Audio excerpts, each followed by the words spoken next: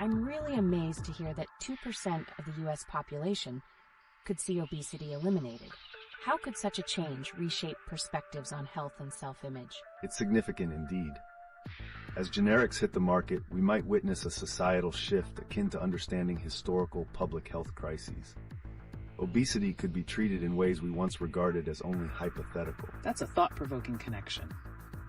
Now let's turn our lenses to the recent Harvard Youth poll. Younger men shifting towards conservatism. How does that tie back into the health narrative? It's intriguing. Is it possible that a generational change in values driven by shifting health paradigms is shaping political beliefs? Absolutely. The interconnectedness of health, identity, and political leanings can drive wedges or unify, reflecting a response to evolving societal norms and pressures. Speaking of societal shifts, did you see the empty seats at Netanyahu's speech? Was that a protest or just disinterest in political discourse, especially among younger voters? It's striking. Are these empty chairs indicative of broader disengagement from leadership, especially in light of how health issues intertwine with political agendas? Yes, what people choose to prioritize, be it health or political engagement, often communicates their values and fears about the future. It's a conversation worth having. And let's not overlook the aftermath of Hurricane Helene in western North Carolina. This is a crucial moment where health and community resilience are tested. This feels like a perfect storm of events. How can communities rally together in times of crisis? What role do health organizations play? The response to such disasters can define the health outcomes of those affected long-term. Preparing communities, not just physically, but mentally, is paramount as we foresee future challenges. And what can we expect down the line? Evolving discussions around lifestyle, political ideology, and community health. Where might this lead us? It sounds like a journey into a new societal landscape.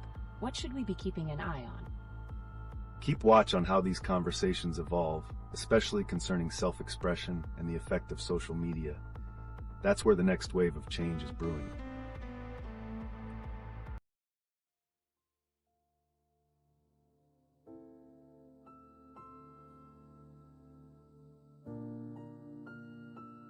As we continue exploring the intersections of health and societal change, let's shift our focus to the astonishing developments surrounding the drug Ozempic. With its potential to eliminate obesity for 2% of the US population, what does this mean for future public health analyses? That's incredible. What might society learn from this progression? How could we compare today's health revolution to historical public health crises like child mortality in the 19th century? History shows us that significant advancements can redefine societal norms. Just as rickets and high child mortality sparked the need for reform, the success of medications like Ozempic could lead to a more engaged dialogue about health and well-being. Absolutely. We could see a transformation in attitudes towards body image and health ideologies. How does this connect with the recent Harvard Youth poll, which reveals a shift toward conservatism among younger men? It's fascinating. Could the changes in health narratives influence those political leanings? Are we witnessing a shift in how younger generations perceive issues like identity and community values? Yes, and this generational transition could reflect deeper psychological influences. People often align their political views with their health outcomes and communal experiences, a reciprocal relationship requiring further exploration. Speaking of community experiences, let's touch upon the aftermath of Hurricane Helene and its impact on places like western North Carolina. How does the response to such disasters intertwine with societal resilience, particularly in the context of public health? That's a great point. Do you think disasters highlight health disparities? Could such events prompt action, similar to how society now perceives obesity treatment in the wake of Ozempic's success? Indeed, disasters often reveal vulnerabilities that are otherwise masked. The urgency during crises can ignite dialogue and lead to valuable reforms in how society prioritizes health services and preparation. And don't forget the broader societal implications. We have seen protests represented by empty chairs at significant political events, like Netanyahu's UN speech. What message do these visual cues send regarding public engagement in political discourse? It's remarkable. Could this phenomenon indicate a rising disinterest in political leadership, especially when young voters feel disenchanted? This reflectiveness on leadership versus public responsibility could stimulate further conversations about accountability in health policies. The connection is undeniable if we start questioning how society is mobilized, especially amidst crises. We're back with some hot takes on current events. Today, we're connecting the dots between recent news stories and the broader societal shifts we're witnessing. There's a lot going on. The increase in conservative identity among younger men is eye-catching. Could it link back to how health narratives are changing their views? Certainly, and it's crucial to note that health and identity intertwine. With the generics of Ozempic potentially revolutionizing public health, we may see a cultural shift that influences political leanings even further. Speaking of health narratives, the aftermath of Hurricane Helene in western North Carolina raises questions about resilience and community response. How does this relate to the intellectual discourse happening among young men today? That's such an interesting connection. Does the trauma from disasters like Hurricane Helene prompt new ideologies or even shifts in conservative alignment? It can lead to a reevaluation of priorities. People often turn to familiar ideologies for comfort during uncertain times. The implications of physical and psychological health recovery in communities reflect broader generational attitudes toward change. And let's discuss those empty seats at Netanyahu's UN speech. Could that signify declining faith in leadership, mirroring how people express discontent with health policies and their consequences? That's a striking point. It suggests a disconnection between leadership and public sentiment. What's the likelihood that these trends in health, politics, and social engagement are converging? Increasingly, feedback loops shape our realities. A collective disengagement leads to new catalysts for action. What we're seeing today might prepare us for upheavals in the status quo. As we observe these shifts, can we predict which societal issues will become focal points for the youth? The prevailing climate of fear in public expression makes one wonder where this will lead. Absolutely. And isn't it incredible how a historical lens, like viewing past public health crises, helps us understand our current trajectory? It may reveal how transformative events could indeed reshape the future. Yes, those reflections may guide discussions on identity, community values, and even political engagement. It's about grasping how deep-seated fears affect public discourse and societal choices. Keep the conversation flowing. What other connections do you foresee in today's landscape, and how might they mirror past experiences in new ways? Today, we're diving into some fresh news stories and examining their potential connections to the ongoing changes in our society. Let's kick it off with these shocking reports stating that Ozempic has already eliminated obesity for a staggering 2% of the U.S. population. That's mind-blowing. How does this breakthrough intersect with the generational shifts we're witnessing, especially regarding political ideologies among young men? It reveals a profound relationship between health advancements and identity. As health narratives progress, so do societal perceptions, potentially reshaping political landscapes like the rising conservatism noted in the Harvard Youth Poll. Right. And when we juxtapose that with the empty seats during Netanyahu's UN speech, it makes one wonder. Are these visual cues reflecting a tragic disenchantment with leadership in times of crisis? And what about the aftermath of Hurricane Helene in western North Carolina? Could that local devastation also play a role in how communities respond to national issues like health and political engagement? Precisely. Disasters force communities to confront their vulnerabilities, leading to wider discussions on responsibility, resilience, and health preparedness. The emotional impact can pivot the political orientation of affected populations. Adding to that, recent studies reveal that 2/3 of Americans are terrified to express their beliefs publicly due to fear of backlash. Is this linked to the pressures felt by younger generations in shaping their identities? That's so intriguing. Could the combination of social media and these fears lead to a paradox where people become more conservative out of a desire for security amidst chaos? Definitely. It creates a feedback loop where self-censorship promotes conservatism. Individuals shy away from progressive thoughts due to societal pressures. This cycle can shape the health of future public discourse. Speaking of public expression, there's news on J.D. Vance facing backlash for his campaign stop being denied service. What does this indicate about the current landscape of public engagement and accountability? It raises questions of how political figures interact with constituents in this new age. Could their relationships with communities deepen or sever further due to such confrontations? As we witness these confrontations more regularly, it's vital to recognize how they reflect broader societal sentiments. The reactions could dictate future political landscapes and even community health priorities. Quite the tapestry we're weaving today. As we draw these connections, what should we keep our eyes on next? The evolving narratives surrounding health policies, political identity, and social engagement all seem to be heading towards a climactic shift. We have some compelling news stories to weave into our discussion today. Let's start with the striking revelation that Ozempic has eliminated obesity for 2% of the US population. When we think about the implications of that fact, we might find ourselves questioning how public perception of health will evolve alongside the introduction of generics. Wow, it's astonishing to think that in the future, people might look back on this moment similarly to how we view historical health crises.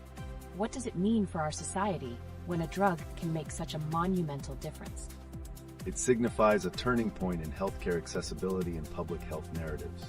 In this respect, generics could not only signify a new era in obesity treatment, but also create ripple effects across various demographics, especially among younger generations. Speaking of younger generations, the Harvard Youth Poll indicates U.S. men aged 18 to 24 are identifying as more conservative than their slightly older counterparts. Could the shifting health landscape influence this political identification? That's a fascinating correlation. Does the introduction of a powerful medication like Ozempic form new beliefs or values among this group, particularly in how they perceive health and responsibility? Absolutely, as health perceptions directly influence political ideologies. The alignment of personal health narratives with broader societal values may encourage these younger men to cling to more conservative views, looking for stability in turbulent times. Let's pivot to the recent aftermath of Hurricane Helene in western North Carolina. The devastation there raises questions about resilience. How might this disaster influence political engagement or community response moving forward? With such severe damage, it seems people might rally together or seek new forms of leadership. Is it possible that the chaos triggered by the hurricane will shape voters' perspectives on political accountability? Indeed, natural disasters often expose gaps in leadership and responsibility. This is particularly significant as the population reassesses their trust in traditional authorities, much like the empty seats observed during Netanyahu's UN speech, an example of political disillusionment. Intriguingly, that feeling of disillusionment seems to resonate across many facets of society. The rising trend of self-censorship, as seen with 2/3 of Americans reluctant to express their beliefs, emphasizes a profound shift in public discourse. That's alarming. Why do you think these societal fears are emerging now? Could it be related to the increasing polarization in politics or even health discussions? It's a multifaceted phenomenon involving anxieties about identity and societal judgment. The fear of backlash tightens the grip of conservatism within discourse and puts individuals into a position where they might hesitate to express their true opinions. All of this seems interconnected, doesn't it? From how health advancements might alter political frameworks to the nuances of community rebuilding following crises. We're left questioning how these elements will mesh over the coming years. Absolutely. It resembles a chess game where each move is influenced not just by immediate concerns, but also by broader implications related to values, identity, and evolution. What will be the next significant checkmate for society as we navigate this landscape? As we explore the intricate web of current events, there's one particular story that has been captivating the attention of many: the aftermath of Hurricane Helene in western North Carolina. This disaster raises profound questions about community resilience and collective identity. Absolutely. How does the devastation of a natural disaster impact people's views on leadership and political accountability? Can it actually lead to profound changes in how we respond to future crises? It's essential to recognize that such events often reveal systemic weaknesses. People might begin questioning the effectiveness of their leaders and the mechanisms in place to protect them during such vulnerabilities, leading to a renewed focus on civic responsibility. And juxtaposing this context, we have the findings from the Harvard Youth Poll showing that U.S. men aged 18 to 24 are identifying as more conservative. How do you think these two factors might intertwine in shaping their political outlook? It's intriguing. With young people possibly adopting conservative views during uncertain times, could we see a trend where they align with leaders who promise stability, especially after experiencing a calamity like Hurricane Helene? That's a plausible scenario. When faced with chaos, individuals often gravitate toward ideologies that offer a sense of control and predictability. Additionally, the anxiety about self-expression being stifled, as 2/3 of Americans report fearing backlash for their beliefs, might further reinforce these conservative tendencies. Another thought-provoking connection lies within the outrage surrounding J.D. Vance's campaign stop being denied service at a restaurant. What does this reveal about public discourse and societal divisions, especially in the wake of recent events like natural disasters? It seems to highlight a growing mistrust between politicians and constituents. With more individuals retreating from public expression, could this escalate further, leading to political actors struggling to connect with their communities amidst a backdrop of increasing polarization? Absolutely. The empty seats during Netanyahu's speech are also emblematic of this trend. Reduced faith in political leaders may be a symptom of a broader crisis, emphasizing the need for engagements that truly resonate with people's lived experiences. On a related note, do you think the success of platforms like Talk to A, which has recently climbed in popularity, signals a shift toward conversations that prioritize real human stories over traditional political narratives? Definitely. Engaging in more genuine dialogue may empower individuals to reclaim their voices in a climate where self-censorship is rampant. But how can we ensure these voices lead to action rather than just debate? The evolution of public forums presents a unique opportunity. While discussions can spark inspiration, the challenge lies in channeling that energy into actionable change.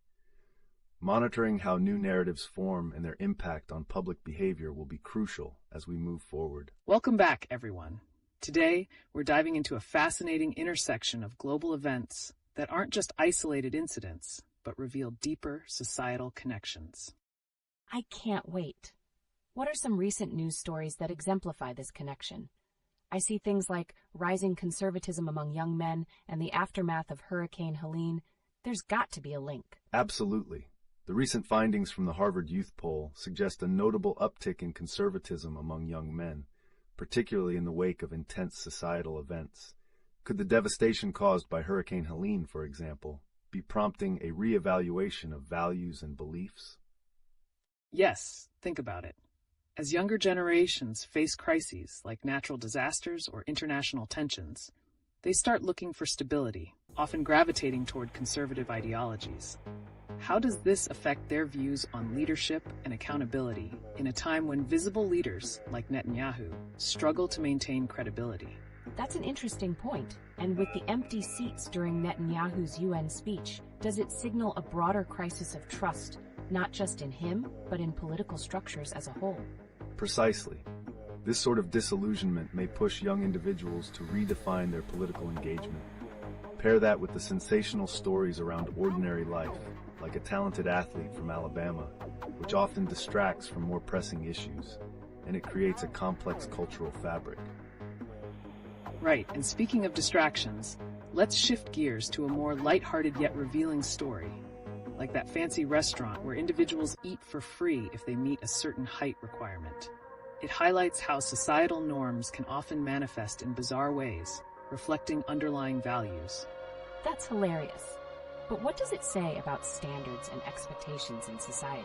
Just as we hold leaders accountable, should we not also evaluate these odd yet telling cultural norms that emerge after significant events like natural disasters?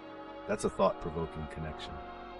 These peculiar guidelines often appear during times of uncertainty, possibly as attempts to foster a sense of order or fairness amidst chaos. And that can inform how the young generation perceives authority, rejecting traditional markers in favor of alternative standards. Exactly. And don't forget about the idea of political discourse and personal expression. With 2/3 of Americans reporting a fear of expressing their beliefs, it could be that the same factors pushing young men toward conservatism also invigorate a discourse around self-censorship and personal accountability. Wow, so while we're witnessing some conservative shifts, we're also seeing the discourse severely constrained. This seems to support the fear narrative rather than encouraging authentic conversations. Indeed, that's pivotal. As communities rebuild post-crisis, we must be vigilant about the narratives emerging from these crises. They will shape how future generations engage politically, interact socially, and redefine their identities moving forward. Will there be a hope for a shift back to openness? That's the big question. What emerging stories will fuel these shifts and debates as we continue navigating through political storms and societal challenges? Let's keep this conversation going. Welcome back, everyone. Today, we're navigating through some intriguing recent news stories and how they connect with our evolving society. Let's kick things off with the situation between India and China. The unique agreement allowing only stone and stick confrontations during border escalations raises questions about modern warfare and traditional combat tactics. That's wild. What does it say about the nature of conflicts today? It feels like this could highlight a broader trend in how nations are choosing to engage in their disputes, almost hearkening back to older, more honorable combat styles. Absolutely. This harkens back to how we perceive honor in warfare. But applying that to our own backyard, the empty seats at Netanyahu's UN speech could signify a similar crisis of trust, where traditional platforms are being questioned. Right. Empty seats demand attention, much like the results of the Harvard Youth Poll showing rising conservatism among young men. It seems both scenarios showcase a disconnect, one with foreign policy and the other with public trust and leadership. And speaking of leadership, I'm intrigued by J.D. Vance's experience in Pittsburgh. Being denied service could resonate with those feeling stifled in society and also points to a growing rift between representatives and their constituents. Yes, it truly reflects how political figures are navigating modern public interactions. In the face of criticism, could this lead to more unconventional campaign strategies? That's an insightful question. If platforms like Talk2 are gaining traction among young audiences weary of traditional media, we might see more politicians integrating these channels to reach their constituents.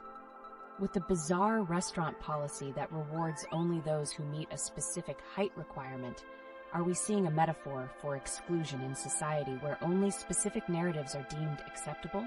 Interesting connection. It points to the arbitrary nature of certain societal rules. Just as people might feel excluded in that restaurant, do you think societal norms are creating new barriers to open expression, especially as 2/3 of Americans report self-censoring? That's a crucial point and could align with the aftermath of Hurricane Helene. The struggle in Western North Carolina speaks to broader themes of resource allocation and community accountability that often go unnoticed in the political dialogue. And with the recent news on obesity medications like Ozempic making waves, how do we begin to address the narratives surrounding health issues? Could it be changing our perspective on public health discussions in political arenas? Great observation. The intertwining of personal health and public discipline could reshape how future generations approach health policies, making it a topic worthy of considerable dialogue in upcoming discussions. Welcome back, everyone. Today, we're shifting gears to explore how recent news stories reveal the complex relationship between societal changes and communication. Absolutely fascinating. So, what's the connection between the bizarre restaurant policy that offers free meals only to taller patrons and the issue of self-censorship that 2/3 of Americans are experiencing? That's an excellent observation. The restaurant policy can be seen as a reflection of exclusionary norms. Similar to how many feel pressured to self-censor, these unique standards create divisions in society and expose underlying biases regarding who gets to participate in public life. Right. And And think about the recent revelation regarding the young men in the US identifying as more conservative.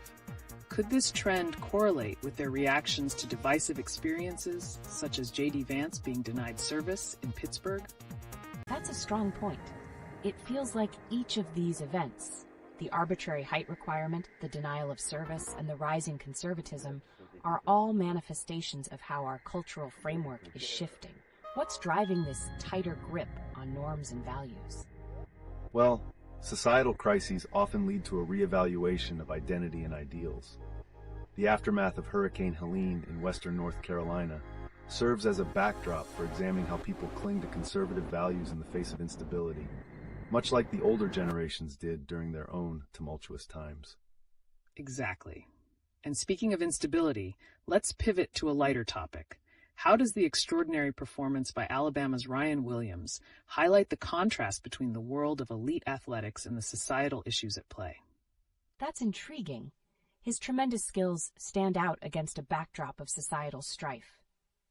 Does this separation from reality influence young people's aspirations and expectations, perhaps creating a disconnect between their desire for success and the challenges they're navigating? Indeed. This dance between aspiration and reality can be disorienting.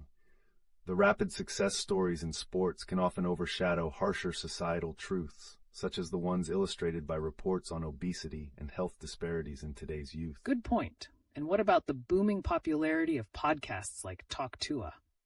Could they represent a shift toward more authentic conversations, allowing the youth to engage in political discourse without the constraints imposed by traditional media? It feels like a breath of fresh air. But does the appeal of such platforms also create more echo chambers, reinforcing existing views rather than fostering open and genuine discussions? What implications does that have for the future of political engagement? That's indeed a double-edged sword. While these platforms encourage a voice, they can simultaneously narrow the scope of discourse. The challenge will be to foster environments that support diversity of thought while navigating the pitfalls of self-censorship amidst rising conservatism. And with that, we leave you pondering the balance of aspirations and realities in a society where norms are continuously evolving.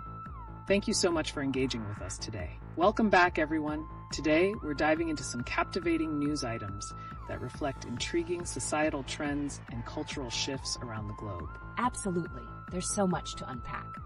For instance, with India and China agreeing to use only sticks and stones during border escalations due to a 1996 agreement, it makes one wonder, do these archaic rules signify a deeper resistance to modern diplomacy?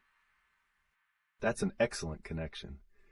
It illustrates how outdated frameworks can influence contemporary issues, particularly when contrasting it with the recent political rhetoric and attitudes we see, especially among young men. Speaking of youth, the Harvard Youth Poll reveals a curious trend. Men aged 18 to 24 identifying as more conservative than those aged 24 to 29. How does that align with the climate of self-censorship, where 2/3 of Americans fear public expression? It's astonishing. Could it be that these young conservatives feel a heightened need to defend their views amidst fears of backlash? That may explain why certain individuals engage in aggressive commentary or confrontational tactics online, similar to recent incidents at public events. Precisely. The denial of service to J.D. Vance in Pittsburgh speaks volumes about the polarization. His decision to hold an unannounced campaign stop almost feels like a metaphor for the societal frictions simmering just beneath the surface. Right. The empty seats at Netanyahu's UN speech could be another manifestation of this. Our audiences growing weary of traditional narratives and opting for different forums, like the upswing in popularity of shows such as Talk Tua. It seems that the younger audience is gravitating toward platforms that resonate with their experiences, creating a rift with conventional channels. How might this shift represent a broader desire for connection and authenticity rather than scripted narratives? That's a bold observation. Yet it also intertwines with the bizarre restaurant policy in California offering free meals based on height. Could this be a reflection of how societal norms are increasingly becoming exclusive rather than inclusive? It certainly paints a picture of conditioning. While some find entitlement, others are left out. it raises a pressing question about how societal structures might evolve as we progress or even regress into more guarded or exclusionary ideologies. And all of this can be examined through the lens of health as well. With Ozempic being acknowledged for mitigating obesity in a small population, how will this intersection of health and societal expectations influence our perspectives on body image and public interaction in the future? That could reshape legislative conversations around health and wellness, leading to even more pronounced divides in how various communities respond to medical advancements. The eerie whisper of disparity continues to echo. Definitely. So many threads to explore. As we tie these points together, the question remains, how will these ideological battlegrounds continue to transform as the dynamics evolve in the coming years? Welcome back, everyone. Today, we're navigating the intriguing intersections between global conflicts, societal expectations, and the unexpected facets of popular culture. I can't wait to dive into this. The 1996 agreement between India and China seems so antiquated, doesn't it? Only using sticks and stones during border conflicts? How does something like that shape the future of their diplomatic relations? It's fascinating. While it appears primitive, this arrangement reveals a complex dance of tradition and modern diplomacy. It raises questions about how nations reconcile historical agreements with contemporary realities. Speaking of historical context, the rise in conservatism among younger American men poses another layer of complexity. Might these sentiments be reflecting those global tensions within our own social structures? That's a striking observation. There's certainly an alignment between the traditional frameworks seen internationally and the local ideologies. It raises the question, are these men finding solace in conservatism as a reaction to perceived chaos? Precisely. As recent studies indicate, an overwhelming majority of Americans express fear about public expression. This self-censorship likely feeds into the conservative narrative, where individuals seek stability amidst uncertainty. And then we turn our attention to the world of athletics, where Ryan Williams made headlines with his exceptional performance amidst all this chaos. How does elite sports serve as a temporary escape or distraction from these serious societal issues? That's an excellent point. Athletes often become symbols of success that can overshadow the harsh realities our society faces. It can create this illusion that success is attainable without recognizing the underlying challenges that many grapple with. Additionally, let's consider the bizarre restaurant policy in California, where patrons can eat for free if they are taller than the chef. What does that say about our obsession with arbitrary physical measures and societal worth? It almost feels like a microcosm of our larger societal expectations. With these norms being so rigidly enforced, it can lead to resentment and a further entrenchment of divisive attitudes. Exactly. And don't forget about J.D. Vance's experience in Pittsburgh. His denial of service seems to symbolize the broader social fractures we're witnessing. How do these local incidents echo on a global scale? They certainly reveal just how polarized we are. Just like the empty seats during Netanyahu's UN speech, these moments reflect a growing disengagement with traditional narratives, driving younger individuals toward alternative platforms for engagement. So ultimately, are we witnessing a shift where traditional dynamics are being challenged? As we see with popular podcasts like Talk Tua, could these movements signal a thirst for authentic dialogue that transcends the limitations of mainstream media? Welcome back, everyone. Today, we're embarking on a journey into the striking contrasts of traditional narratives versus contemporary experiences amid recent events. It's fascinating how the 1996 agreement between India and China restricts military confrontations to primitive tools like sticks and stones. How does this outdated policy inform current diplomatic relations, especially given the complexities we see in the rest of the world? That setup certainly reflects an archaic approach to conflict resolution, but also serves as a symbolic representation of deeper tensions. It's a stark reminder of how outdated traditions can skew modern diplomacy, especially amid rising global challenges. Intriguingly, amid this backdrop, the societal obsession with physical attributes is highlighting disparities.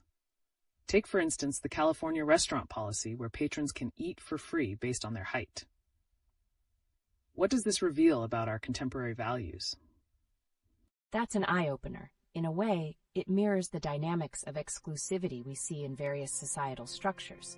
Such policies could reinforce class divides and skew perceptions around worth and success, especially when juxtaposed with the issues emerging from Hurricane Helene's aftermath in western North Carolina. Absolutely.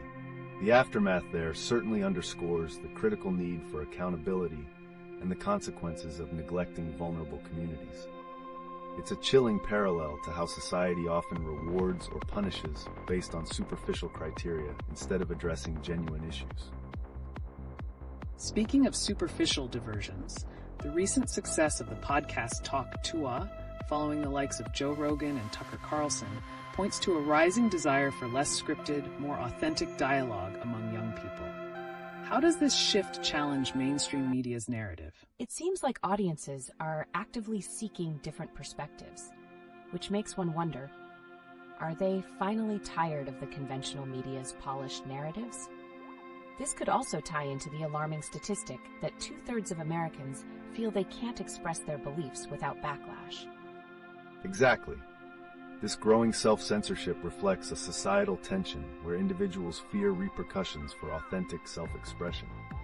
As we witness events like J.D. Vance's denial of service in Pittsburgh, the backlash against diverse voices only intensifies.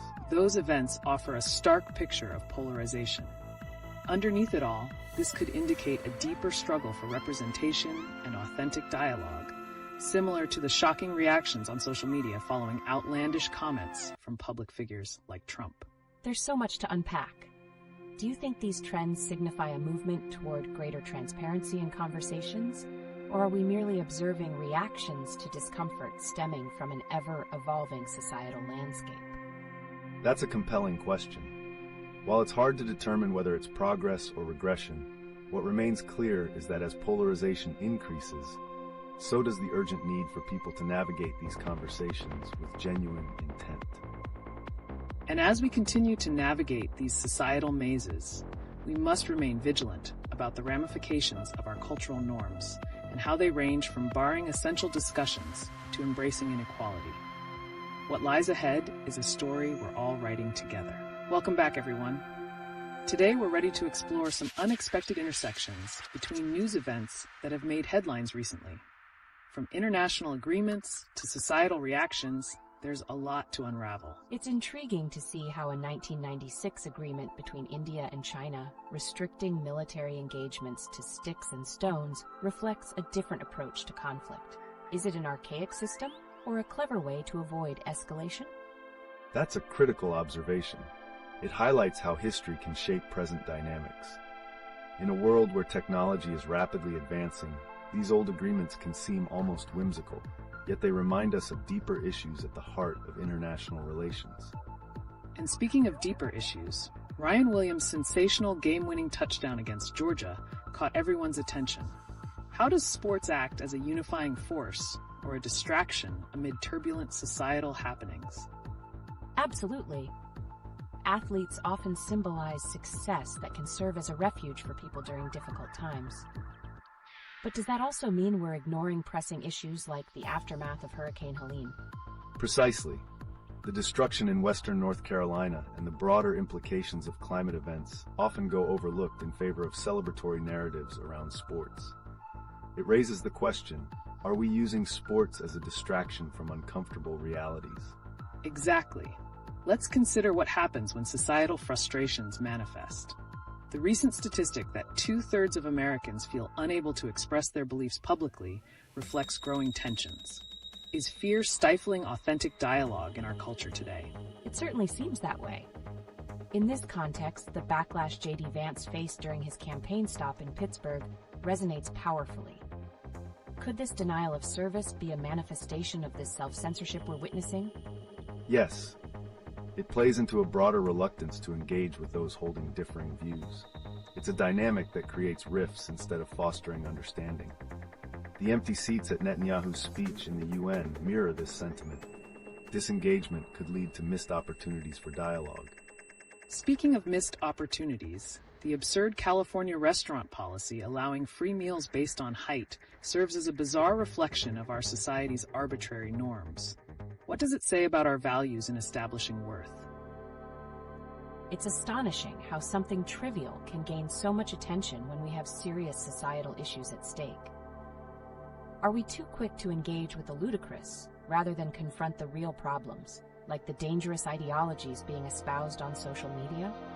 Absolutely. From the recent remarks by a Hezbollah leader to the social media outrage over frivolous matters, it becomes clear that our focus often skews.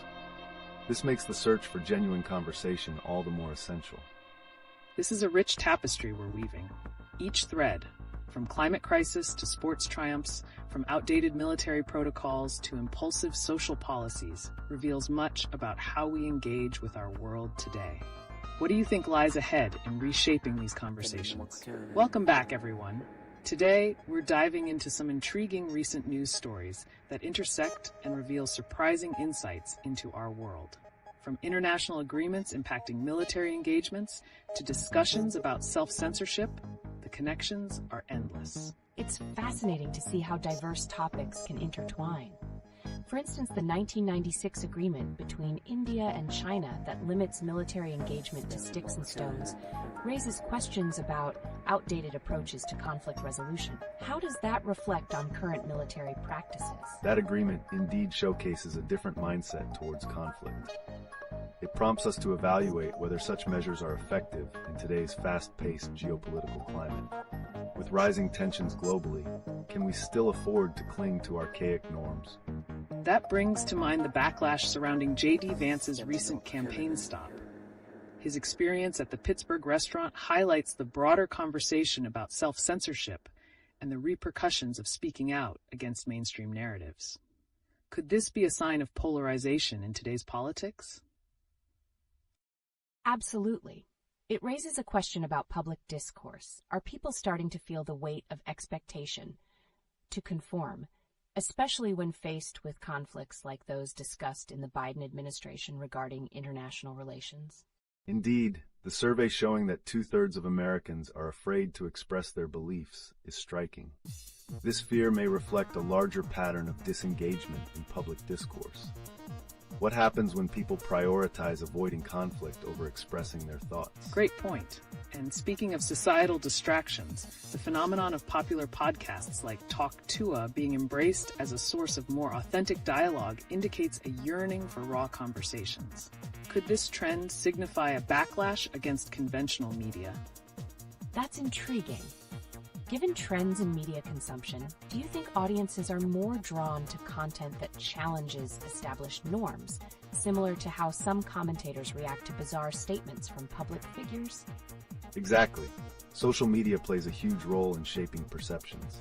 As public figures like Trump face scrutiny for outrageous comments, it prompts discussions about accountability.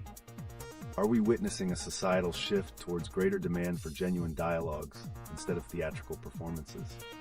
And the aftermath of Hurricane Helene in western North Carolina intertwines with these themes of accountability and leadership. When natural disasters strike, do we assess our leaders' responses fairly, or just cling to narratives that appeal to our biases? That's a vital angle. The tensions surrounding socioeconomic disparities can often be magnified in such times. Are we prepared to address the systemic issues that lead to unequal recovery efforts while maintaining transparent conversations about the events unfolding? Great connections. The intersection of these topics shows the ripple effects of how one issue can uncover layers of conversation in society.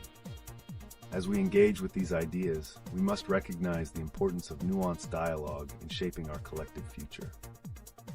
Welcome back, everyone. It's time to tackle some truly pressing stories that reveal the complexities of our world today. Let's kick things off with a comparison between the outdated military protocol established by the 1996 agreement between India and China and the situational challenges being faced in today's geopolitical climate. That's an intriguing angle. Would you say that this agreement, which restricts military engagement to just sticks and stones, reflects a larger trend of countries grappling with outdated policies amidst rapid change? Absolutely. It stands as a symbolic reminder that adherence to antiquated agreements can hinder progress. Just as those rules are under scrutiny, social attitudes are also shifting, like the statistic revealing that more young Americans are leaning conservative. What does this imply about how generational values influence larger discussions? The evolving identity of younger men certainly shapes public discourse. It raises the question, how do these sentiments manifest in their social behavior and political participation, especially in contrast to the general climate of self-censorship that's becoming prevalent? Right. And speaking of self-censorship, it's shocking that 2/3 of Americans feel afraid to express their beliefs. Could this phenomenon relate to the backlash faced by public figures, such as what J.D. Vance experienced during his campaign stop? Exactly. When individuals fear backlash, it leads to a pervasive culture of avoidance and disengagement. In scenarios where leaders speak out, like during Netanyahu's empty UN speech, it reflects broader societal issues where silence becomes a norm rather than open dialogue. That's a powerful connection.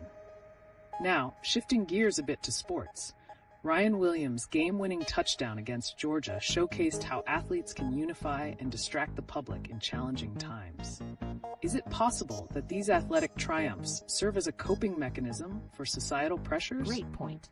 The recent uproar over superficial matters in social media versus critical issues reflects how sports often act as escapism.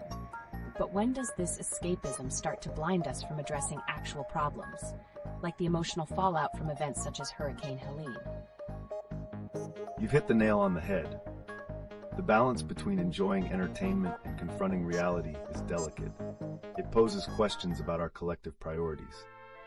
With news events being overshadowed by trivial controversies, do we risk becoming detached from crucial dialogues? Exactly. And while some peculiar incidents in the news, like the quirky California restaurant policy, are captivating, they further stress how societal norms are often whimsical. How do these absurdities communicate deeper cultural values when more substantial issues loom over us? That's fascinating. It's almost as if humor becomes a shield against more daunting realities. Are we using societal absurdities as a distraction from more severe ideological battles, similar to the ones around public figures, like the recently influential yet controversial statements from a Hezbollah leader? Well said. It leads us to question whether these distractions serve a purpose in averting our focus from urgent issues, or if they further deepen divisions in our society. As we move forward, what insights and lessons can we gather to foster more meaningful conversations and connections amidst all this noise? Welcome back, everyone. Today we're diving into some fascinating recent news stories that uncover the complexities of human behavior and societal values. From corporate greed to the essence of effective communication in relationships, there's a lot to unfold. Wow, there's so much to unpack here. Starting with the topic of corporate greed, how does it reflect our broader social attitudes and behaviors? Excellent connection. Corporate greed often highlights how profit maximization can overshadow ethical considerations. As we witness layoffs and underpaid workers, it raises questions about our collective responsibility toward one another. Absolutely. Now, shifting to relationships, there's a profound question about why women can lose interest so quickly after a promising date. Could it be that societal pressures affect how we perceive compatibility? That's a thought-provoking angle. Is it possible that expectations formed by social media could be a root cause, influencing how we evaluate potential partners too swiftly? Precisely. The dilemma of maintaining interest in a world full of distractions may reflect larger societal themes, like fear of rejection or self-doubt. Speaking of distractions, look at the absurdities in things like that California restaurant where height plays a role in free meals. What does that say about customer value perception? Great point. This absurdity feeds into the narrative of perceived meritocracy in society. But let's pivot to the geopolitical landscape as well. Didn't we see a bizarre situation with the outdated military agreement between India and China, allowing only sticks and stones? Yes, it's intriguing how archaic agreements are still impacting modern conflicts. How does this kind of limitation hinder genuine communication during crises?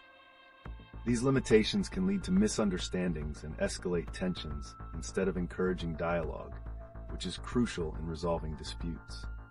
Now, on a different note, let's consider the socio-political implications of public figures' expressions, like the recent scrutiny Trump faced over bizarre comments. The public's reaction really reflects a desire for authenticity. As the study reveals, 2/3 of Americans fear expressing their beliefs openly. Could this growing self-censorship pose risks to our democratic discourse? That's a distressing thought. With strong reactions to public figures like J.D. Vance experiencing backlash for simply trying to engage, does this signify a deeper polarized climate in political conversations? Absolutely. This polarization could stem from a societal shift where comfort trumps candidness. Balancing honesty with the risk of fallout really challenges our ability to foster open discussions. And it brings it all back to young men's increasing conservatism. This trend could be a reaction to broader fears about public perception. Their attitudes and behaviors signify how society itself is evolving under pressure. This evolution is definitely fascinating. Let's not forget how resilient solutions can emerge in crises, as seen in the aftermath of Hurricane Helene. How can we better support communities during such unpredictable events while addressing systemic weaknesses? The key lies in proactive strategies focused on empathy and collaborative recovery efforts. Building community resilience isn't just about recovery, but also about rethinking how we engage with our leaders through periods of uncertainty. As these stories intertwine, the picture they paint reveals a society grappling with its values amid changes. What do you think? Are we headed toward a future where these topics, corporate ethics, relationship dynamics, global conflicts, become the cornerstone of meaningful conversation? Welcome back, everyone. As we navigate through today's chaotic headlines, let's explore how recent events reveal deeper connections in our society. You know, I can't help but wonder about the bizarre military agreement between India and China allowing only sticks and stones in conflicts. What does that say about how archaic agreements persist in impacting modern geopolitics? It's quite symbolic, really. That dynamic not only illustrates outdated protocols, but also shows how conflicts can escalate in absurd ways. Speaking of absurdity, have you seen the recent trend of using height as a metric for free meals in California? What might that reveal about societal values? Great connection. This amusing yet perplexing policy can reflect how we prioritize superficial metrics over substantial values. But reverting back to interpersonal dynamics, why do you think women quickly lose interest after seemingly great dates? Could it indicate larger patterns in dating culture shaped by societal expectations? That's a great question. It feels like there's a lot of pressure for instant compatibility in our fast-paced lives today. With rising conservatism among younger men, how much of this shift affects relationship building and authenticity? Absolutely. These societal shifts influence personal connections, reinforcing a fear that if they reveal too much or seem vulnerable, they might be rejected. Coupled with the backdrop of self-censorship, as highlighted in recent studies, we might see a culture where genuine interactions suffer significantly. Wow! This makes me think about how Ryan Williams' remarkable performance in a game can serve as a distraction from these deeper societal issues. Are we using sports as an escape while avoiding critical conversations about life and ethics? Exactly. Athletic triumphs seem to provide temporary unity amid turmoil. But here's an interesting fact. As obesity rates drop with innovations like Ozempic, are we risking overlooking socioeconomic disparities and the narratives we tell ourselves about health and beauty? That's essential. While health innovations play a pivotal role, we must critically assess their broader societal effects. What happens when the next health breakthrough creates new forms of inequity rather than bridging existing ones? The implications could be profound. It raises questions about responsibility. How will we hold corporations accountable if they prioritize profit over genuine health benefits? The fear stemming from recent corporate scandals may skew public trust. Definitely. With 2/3 of Americans hesitant to express themselves for fear of backlash, does that not hinder the very democratic dialogue we rely on for progress? How can we break through this wall of self-censorship to encourage meaningful conversations in our communities? That's the million-dollar question. Perhaps reframing our discussions to focus on shared values rather than divisive opinions can help facilitate a healthier dialogue. And as we continue, what else might surprise us amidst these societal complexities? Well, with the recent uproar surrounding Netanyahu's empty UN speech, could political leaders not only have a responsibility for urgent issues, but also to their audience's expectations? What happens when that disconnect becomes evident in their messaging? Exactly. It serves as a reminder that absent connections can lead to mistrust, which becomes ever more critical today as we look for authenticity in all our conversations. Let's keep this dialogue rolling. Welcome back to LeetOne, everyone. Today, we're diving into some intriguing stories that have recently made waves in our social landscape. From bizarre military agreements to changing dating dynamics, let's see how these topics interconnect. Wow, there's a lot to unpack here. Starting with that odd military agreement between India and China where only sticks and stones are allowed. What might that reveal about modern conflict resolution? Could it symbolize a reluctance to engage in more strategic warfare? Absolutely. The limitation highlights a paradox in modern military strategy. While technology advances, some nations cling to outdated practices. It's fascinating to consider how public perceptions of conflict are shaped by such peculiar agreements. What if these quirks continue forcing nations toward archaic methods of engagement? And speaking of public perceptions, let's pivot to the trend where women seem to lose interest swiftly after seemingly great dates. Could this signify deeper societal expectations or misunderstandings around intimacy and connection? What are the underlying dynamics at play here? That's really interesting. So could this quick loss of interest mirror the rushed discussions we see in political realms? Are both phenomena suggesting a growing impatience in society for genuine connections, whether in relationships or in broader discourses? Precisely. This impatience reflects a broader cultural narrative where rapid engagement can often eclipse depth. As social media encourages quick interactions, could this be the root of self-censorship where individuals fear vulnerability and authenticity, something we recently noted with the alarming number of Americans afraid to voice their opinions? Exactly. And let's not overlook the implications of corporate greed, which often leads to superficial relationships too. When companies prioritize profit over authentic engagement, how does that trickle down into our personal lives and relationships? It's all connected. Just like the recent comments surrounding public figures like J.D. Vance, his experience shows how fragile social contracts can be when leaders disregard genuine communication. How can they navigate their public personas without falling victim to the fallout, especially with the public scrutinizing their every move? That's a vital point. What leaders express influences societal expectations significantly. As we observe these trends, the public's quick reactions mirror issues faced in dating. Everyone's searching for authenticity in a world flooded by curated perceptions. Speaking of curated perceptions, let's not forget the wildly popular Hawk to a Girl podcast. It's fascinating how platforms can influence our narratives today. How do these media outlets balance entertaining content with messages that promote meaningful conversations about pressing societal issues? That's a tough balance. Yet, as these platforms grow, do they also bear a responsibility to challenge the status quo instead of contributing to distractions? What role do podcasts and other forms of media play in shaping public discourse in our increasingly polarized environment? That's an essential inquiry. As audiences grow wary of corporate-driven narratives, perhaps it's time these platforms reflect on their influence in fostering more authentic conversations, especially about complex themes like corporate greed or unusual military agreements. And there it is, a thread weaving through all these discussions. As we navigate this landscape, it seems vital to keep a finger on the pulse of societal evolution. What's next? And how can communities reframe the conversation for a more profound understanding? Let's keep the dialogue flowing. Welcome back, everyone. Today we have a lot of intriguing topics to explore that link personal experiences with broader societal impacts. From military quirks to the dynamics of modern dating, we're set to uncover the connections that stir our conversations. Absolutely. So, starting off with something that seems both lighthearted and serious, why do women lose interest so quickly after what seems like a great date? Could it reflect larger expectations around authenticity and connection in relationships?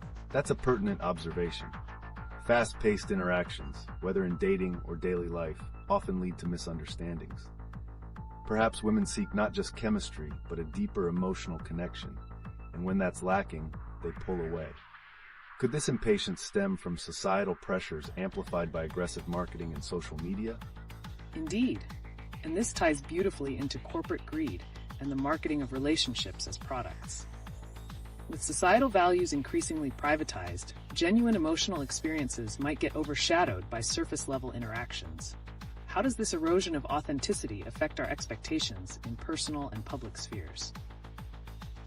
Wow, it sounds like we're talking about a cultural frenzy. Shifting gears, let's reflect on military myths like the stick and stone agreement between India and China.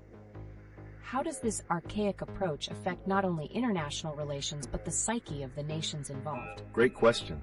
That agreement presents a profound contradiction in modern conflict resolution methodologies. What if outdated practices discourage strategic advancements and exacerbate distrust? As history unfolds, could this lead to wider repercussions in how nations communicate? Yes, and we can't ignore how social media influences these narratives. The reactions to contemporary political figures often sway public opinion. For instance, the empty seats at Netanyahu's UN speech. What does that say about audience expectations and political engagement today? The contrast is striking. It seems to call for a match between the gravity of discussions and audience participation. Could we be entering a phase where political leaders need to actively reassure trust to revive genuine dialogue and engagement? Precisely. This challenge extends to societal interactions, where 2/3 of Americans express fear of voicing their opinions due to potential backlash. If our public discourse is stifled, how can we foster an environment where open conversation thrives, especially when pressing issues linger? And adding another layer to this, let's touch on the phenomenon of celebrity culture and public perception. If a public figure experiences a downfall, what can we learn about our expectations and the fickle nature of social adoration? That's deep. Can we correlate Ryan Williams' victory on the field, inspiring awe and distraction, with the societal tendency to overlook deeper issues like rising conservatism in youth? Are we using sports as an escape while evading pressing conversations about political ideologies and their implications? Excellent thought. In a culture where sensationalism often drowns meaningful discourse, could public figures play a pivotal role in reframing our conversations away from escapism and towards accountability and societal change? What might be the roadmap for navigating this complex landscape? We've set up some fascinating connections today, folks. The discussion around corporate practices, military agreements, dating dynamics, and public figures not only highlights our evolving society, but also the unspoken conversations we are eager to address. Stay tuned as we unpack even more layers to these hot topics. Buckle up, everyone. With so many hot topics heating up in the news lately, today's discussion will navigate the intersection of corporate greed, societal expectations in dating, and the baffling intricacies of international agreements. Wow, these details are wild. Starting with corporate greed, how does it reflect in the world of dating? Are people increasingly viewing relationships as transactions, leading to a quick loss of interest after what seems like an exciting date? Absolutely. When genuine emotional connections are commodified, it's no wonder many feel disillusioned after an initial spark. This surface-level interaction often masks deeper societal issues, driving people away when their expectations aren't met. That resonates. Moreover, could the trends in dating also partially explain the growing conservatism observed in young men? Are they retreating into traditional dating roles to find security in an erratic world of relationships?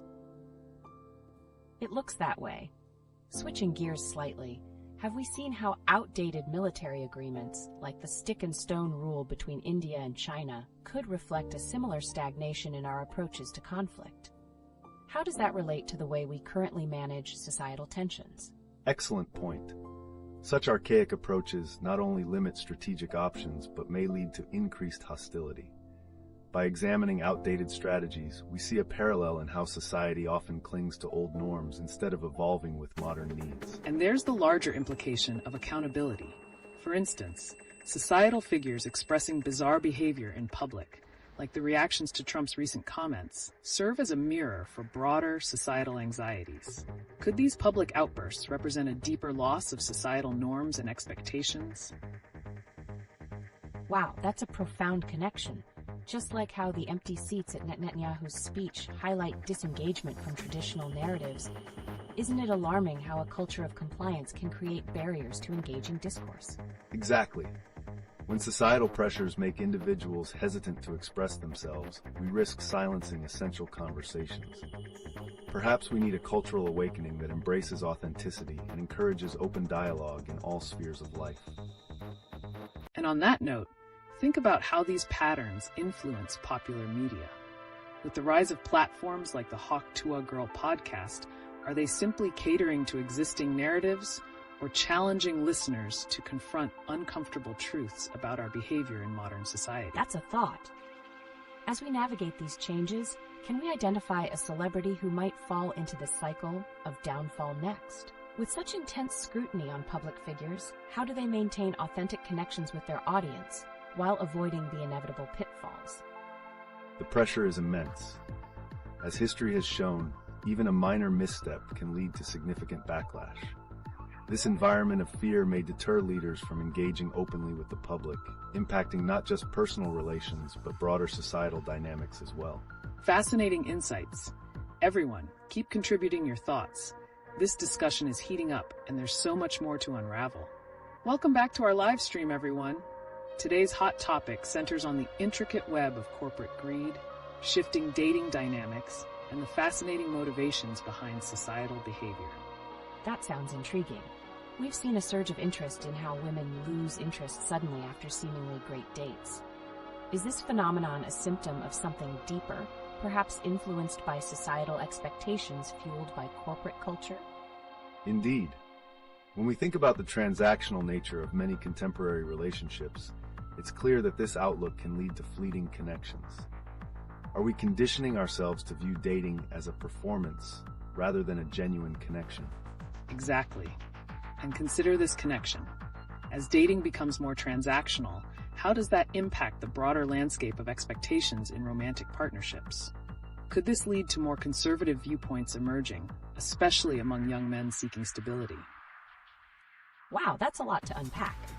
If dating is perceived as a transaction, how does that interact with events like Ryan Williams' recent victory on the football field? Are we using sports as a distraction from dissecting relationship dynamics, or is it reflecting societal values? Fascinating question. Sports often serve as a litmus test for societal priorities, showcasing how admiration can obfuscate deeper flaws in personal relationships. This leads to a culture where achievements overshadow meaningful discussions, similar to how celebrity culture masks genuine issues. That resonates especially in light of recent trends. The empty seats during Netanyahu's UN speech reflect not just political apathy, but possibly a deeper disconnection in how we engage with critical issues. How often do we prioritize entertainment over meaningful discourse? It seems like in a world of immediate gratification, real conversations are getting bypassed. How does this tie into the fear of self-censorship found in 2/3 of Americans? If people feel unsafe sharing their beliefs, how can we expect to foster open conversations about relationships? Precisely. As we pull these threads together, we see a societal landscape rife with anxiety around authenticity. Balance is crucial, and when individuals hesitate to share their true feelings, not only do we miss out on discussions, but we also run the risk of growing resentments, both personally and politically. It's a slippery slope. With such complex dynamics at play, one must wonder, could these cultural patterns lead to a shift in how relationships are formed and maintained, accepting the transient nature of modern connections?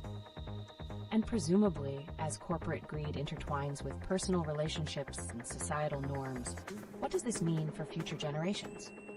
Are they destined to repeat these patterns, or can we break the cycle? Great closing question. The answers may unveil the needed framework for evolution within our social fabric. As we navigate these rapidly changing tides, vigilant exploration of our societal values is paramount. Welcome back, everyone. Today, we're pivoting to cover some fresh and thought-provoking news that intersects with societal dynamics and our modern experience.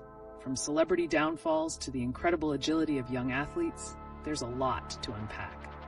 Oh, I can't wait to hear about that. Speaking of athletes, Ryan Williams' game-winning touchdown is impressive. Do such sports moments serve as a distraction from serious societal issues? Absolutely. High-profile victories often overshadow underlying societal issues. As we celebrate these successes, it's crucial to ask ourselves if we're using sports as a metaphorical escape from deeper conversations regarding social accountability. Exactly. And this brings us to the culture of self-censorship. Over 2/3 of Americans fear expressing their beliefs publicly. With incidents like J.D. Vance being denied service at a restaurant, are we witnessing a further polarization of public discourse? That's a striking connection. How does that reflect on our willingness to engage in conflicts? If people are terrified to voice dissenting opinions, what happens to the fabric of open communication in society? It's a delicate balance. The hesitancy to speak up fosters an environment ripe for misunderstanding and division. When we shy away from meaningful exchanges, we risk entrenching feelings of isolation and resentment, akin to the empty seats we saw during Netanyahu's speech. Absolutely. Those empty seats aren't just political statements. They symbolize a broader crisis of engagement. As we reflect on how societal figures navigate this minefield, like celebrities fearing public pushback, are we being held hostage by our own silent compliance? Wow, that's powerful. Is this silence likely to lead to more absurd public comments like we've seen recently with political figures, or even discourage authentic responses from others who want to relate on personal levels? Precisely. The absurdity of public commentary can often stem from an uncertain climate. When societal norms shift unexpectedly, it's common for individuals to grapple with how to respond, leading to outlandish remarks that reflect deeper societal anxieties. And speaking of anxieties, correlations can be made to the rise in conservative views among younger men. Could this shift signify a desire for stability in a rapidly changing world? Are they retreating to traditional roles as a means of coping with uncertainty? That's intriguing. If younger men are seeking security in traditionalism, could this impact their dating dynamics and relationships? Are we seeing a resurgence of older courtship practices in response to modern complexities? It could very well be. This desire for stability may even contribute to the transactional nature of modern dating. If women are losing interest shortly after initial connections, are they merely reflecting the broader dissatisfaction with society's shifting expectations? Great point. The quick loss of interest may be indicative of individuals grappling with navigating relationship expectations in a world dominated by performance and visual indicators like social media, rather than genuine emotional depth. Wow, that is such an interesting tie. So do you think platforms like the Hawk to a Girls podcast might play a role in reshaping these conversations, encouraging listeners to confront rather than escape societal norms? Certainly. They're at the forefront of challenging monolithic narratives and urging audiences to engage critically with prevailing societal issues, which might just be what we need for rejuvenating honest discourse. As we wrap this discussion, let's keep considering how these patterns weave through our daily lives. Just like a prize-winning carrot can symbolize a bountiful harvest, our connections and conversations hold the potential for genuine growth amidst a complex social landscape. Welcome back, everyone. Today, we're switching gears to look at some captivating and recent news, intersecting the realms of corporate greed, societal relationships, youth conservatism, and even international encounters. Are we prepared to explore how these themes converge? Truly fascinating. Let's tackle that first news item. Corporate greed at its finest? How does this play into societal values and expectations regarding relationships and personal fulfillment? Excellent query. Corporations often prioritize profit over people, leading to a transactional attitude that can affect interpersonal relationships. Are we witnessing a disconnection in how people relate to one another as they prioritize material gains over authentic connections? Absolutely. This transactional nature can indeed explain why women might lose interest quickly after seemingly great dates. When expecting an exchange value instead of emotional connection, it turns into a numbers game, further complicating relationship dynamics. That makes sense. And with the recent data showing young men identifying more conservatively, Do we think there's a direct tie to this shifting approach to relationships? Are they retreating because they desire stability amidst societal chaos? Precisely. This desire for security might prompt young men to embrace traditional roles, inadvertently reinforcing outdated gender norms. The concern arises, are we setting them up to perpetuate cycles that diminish emotional openness? Very compelling. And speaking of cycles, let's not overlook the incident with J.D. Vance. He faced backlash over his decision to hold a campaign stop without notifying a restaurant. Is this emblematic of a larger trend where individuals are afraid to take risks for authentic connections in a politically charged climate? Absolutely. The increase in self-censorship, two-thirds of Americans fearing judgment for their opinions, could stifle meaningful interactions, fostering an environment where people avoid depth. How will this impact the landscape of civic engagement moving forward? This culture of fear dilutes public expression, resulting in empty conversations.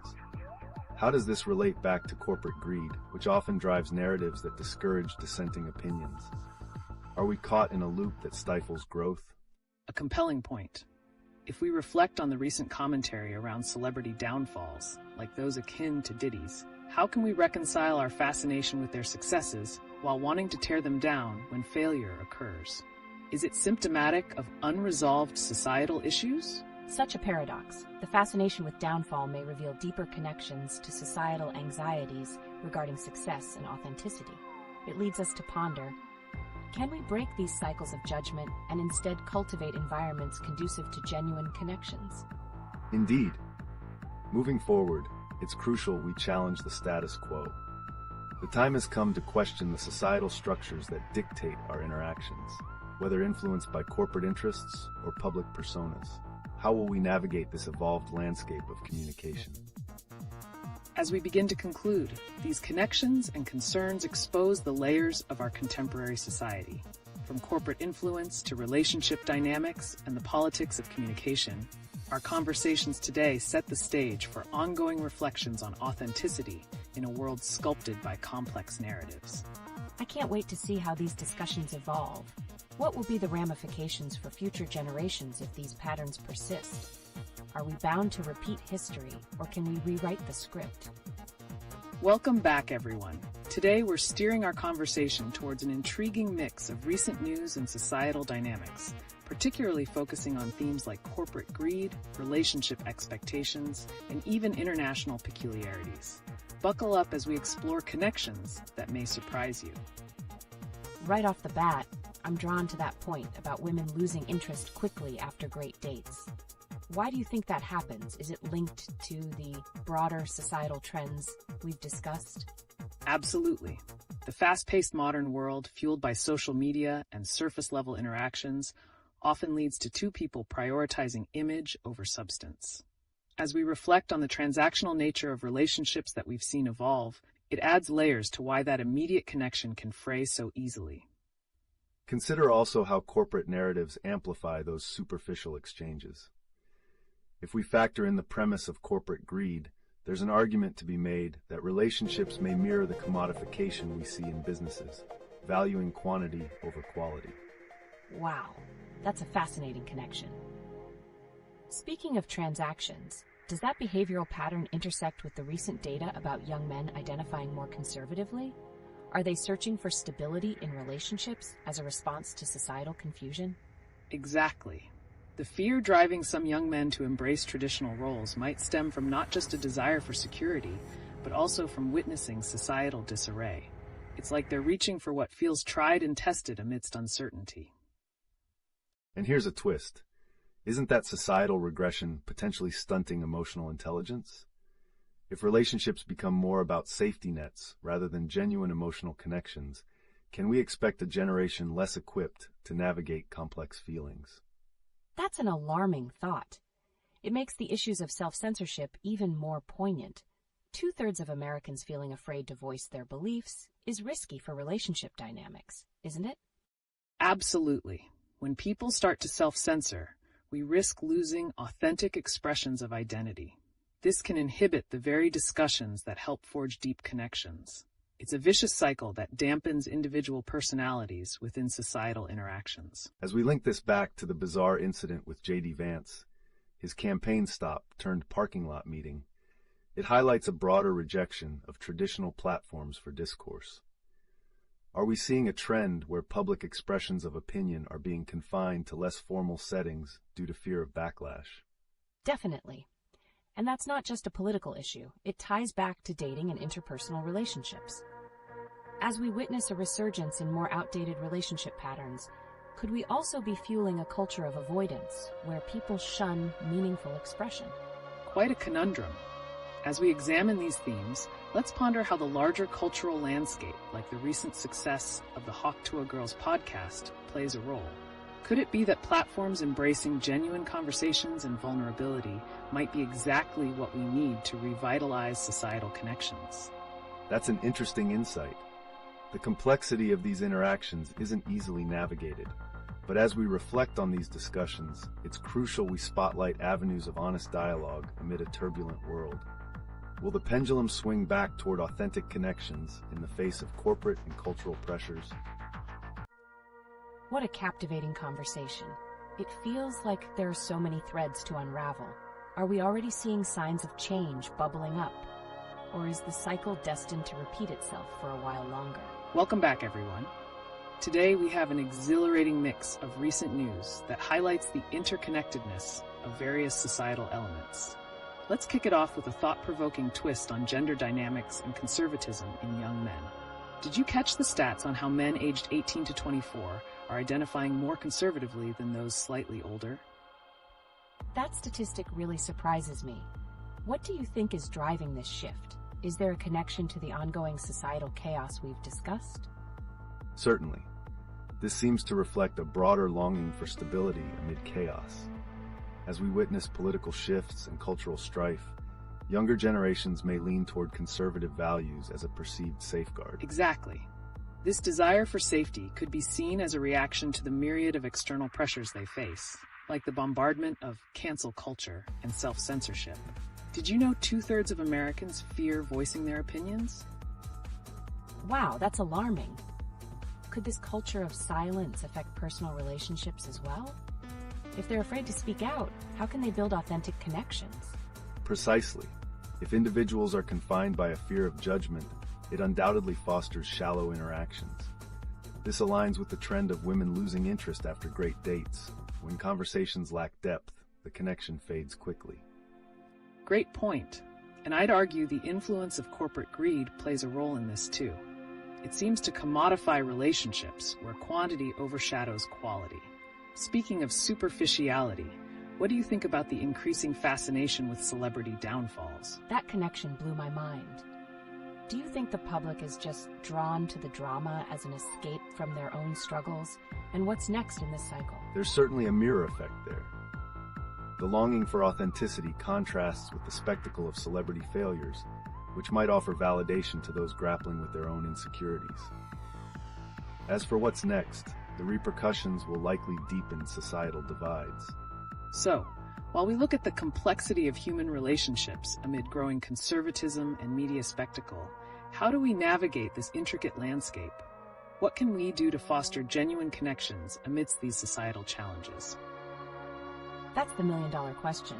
Can we genuinely tap into self-empowerment when so much pressure is coming from outside? What strategies help people break free from these cycles? Engaging in authentic conversations is a solid starting point. Platforms like the Hawk to a Girls podcast illustrate that there's an audience yearning for real dialogue. We need to champion these spaces for constructive discourse. Absolutely. Keep an eye on how these discussions evolve, and let's not forget the importance of individual accountability in public discourse. The future of societal interactions hinges on our ability to foster fearlessness in expressing our true selves. Welcome back, everyone. Today is buzzing with fresh news and hot topics that echo our everyday lives. Let's kick things off with a juicy intersection between celebrity culture and society at large. Did anyone catch the controversy around Diddy being called out by Costco? That caught my eye. What's the connection there? Are we seeing corporate entities stepping into the realm of celebrity influence? Absolutely. This scenario highlights a significant shift where corporations are not just focusing on profit, but also on public reputation alongside accountability.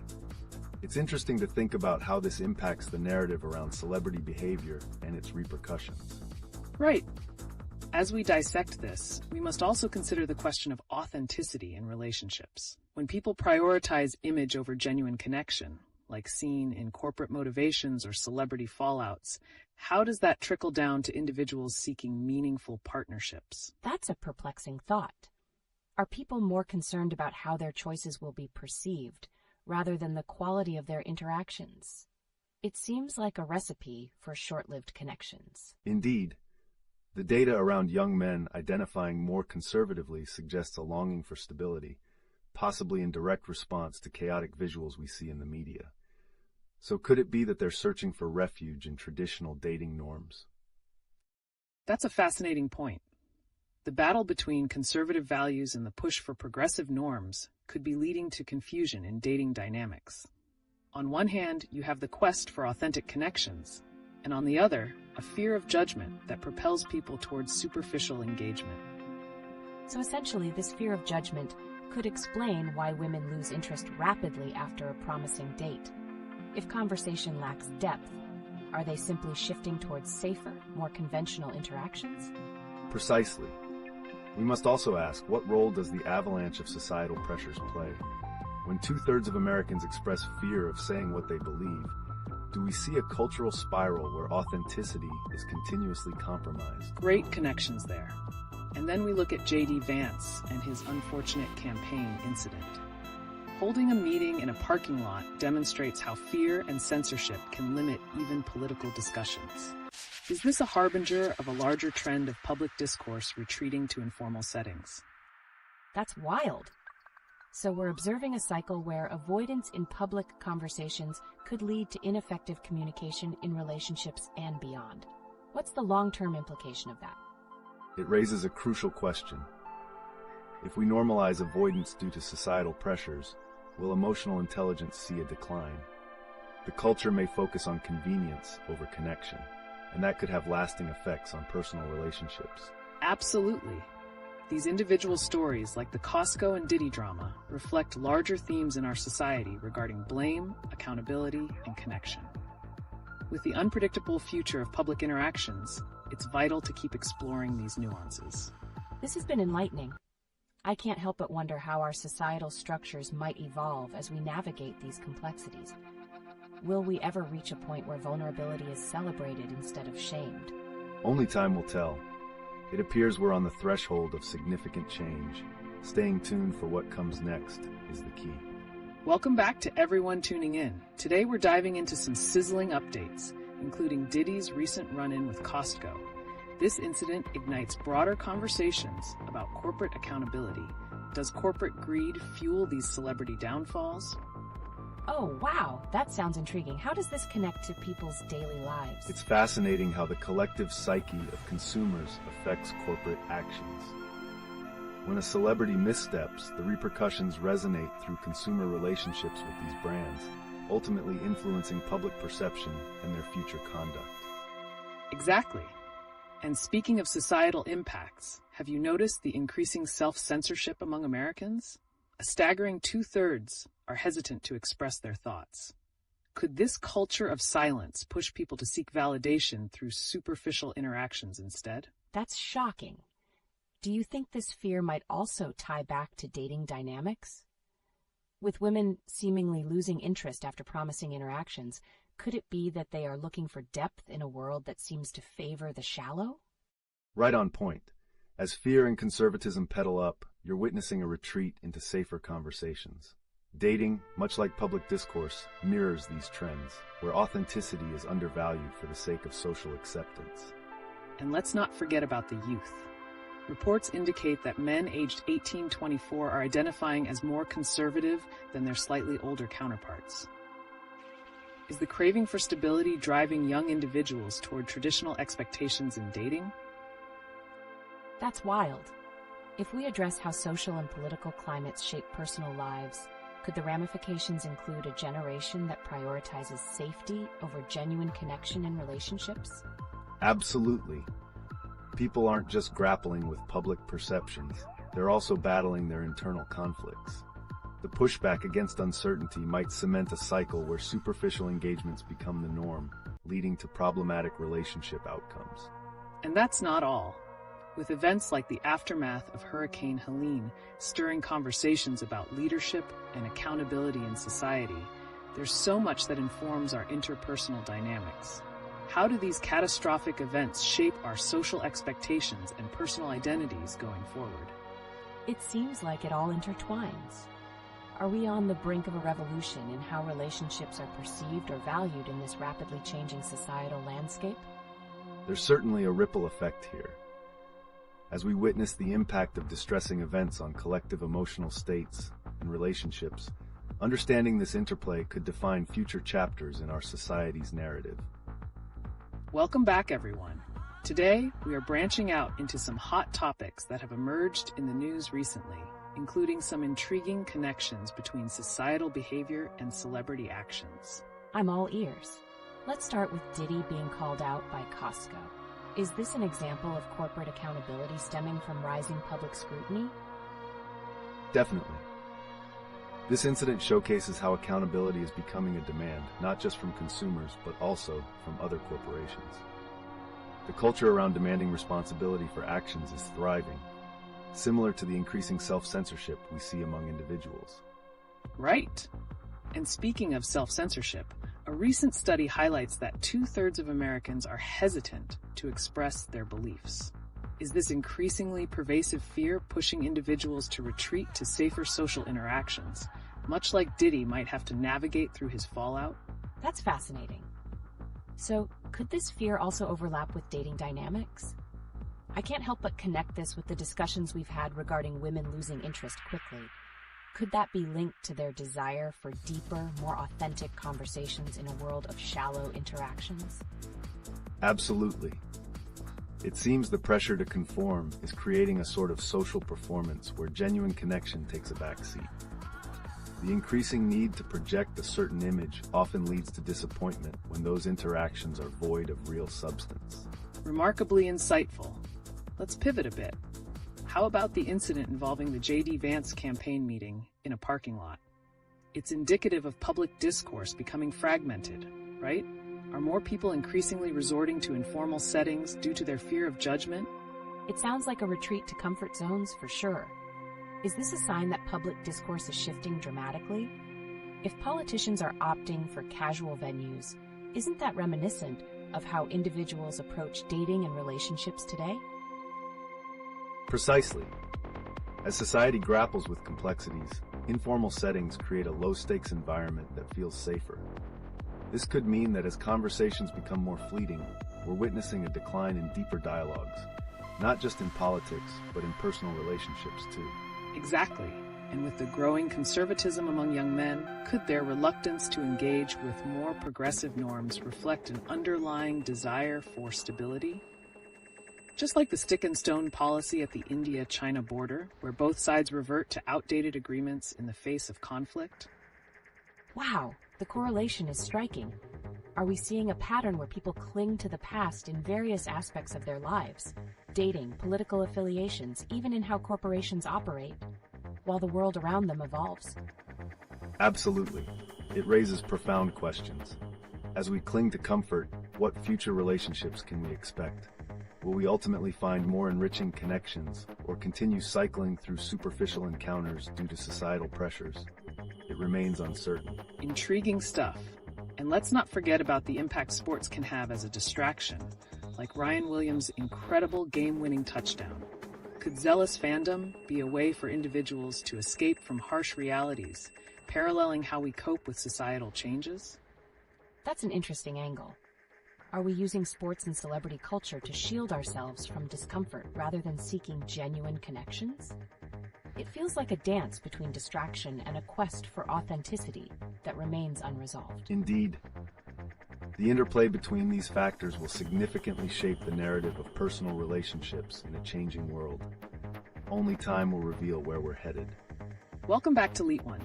Today, we find ourselves at the crossroads of celebrity culture, accountability, and societal dynamics. did the recent Costco incident with Diddy ignite a larger discussion about corporate responsibility? Honestly, it feels like a pivotal moment. But how does corporate accountability intersect with the struggles individuals face in their personal relationships? Are we becoming too wary of genuine interactions because of all this noise? That's a critical observation. When we see public figures like Diddy being scrutinized, it reverberates through society. People start self-censoring their beliefs, fearful of imitation consequences in their personal lives. Exactly. And speaking of fear, the growing conservatism among young men is emblematic of a retreat into safer norms in dating. Could this be a reaction against the instability they perceive in societal structures? It seems like a vicious cycle. If young men prioritize safety and conformity, does that lead to premature disengagement from deeper connections, especially when women look for more substance after what seems like a great date? Absolutely. In a world where superficiality often reigns, authentic connections are overshadowed by performative interactions, much like how corporate practices can sometimes gloss over genuine accountability. And let's not forget about the implications of societal events, like the aftermath of Hurricane Helene. How do disasters shift our perception of leadership? And do they affect our expectations in personal relationships thereafter? Wow, that's an angle I hadn't considered. If people are relying on social structures to provide safety in times of crisis, does it give them even more reason to cling to familiar, yet shallow, interactions? Precisely. When external pressures mount, individuals may retreat further toward these familiar engagements, leading to a collective sense of disappointment. It's a fragile balance between societal expectations and personal desires. As we explore these layers, could we also consider the empty seats at Netanyahu's recent UN speech?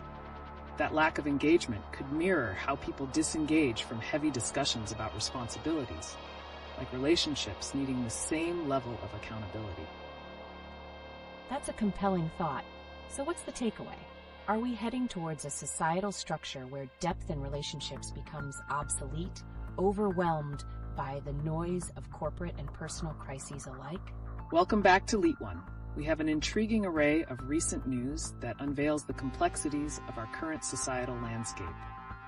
Let's jump right in, shall we? Absolutely. The entire idea of corporate greed, especially in light of Diddy's recent incident with Costco, seems to highlight deeper issues. How does this connect with the rapid interest loss women express after seemingly great dates? That's an excellent point. This phenomenon could reflect an overarching societal urge to prioritize surface-level interactions while dismissing deeper connections, reflecting the corporate culture itself that often does the same. Moreover, it's fascinating to observe how public figures like Diddy become symbols of broader narratives around accountability. He exemplifies how celebrity actions can overshadow personal sincerity, just as young men are compelled to conform in political stances amidst uncertainty.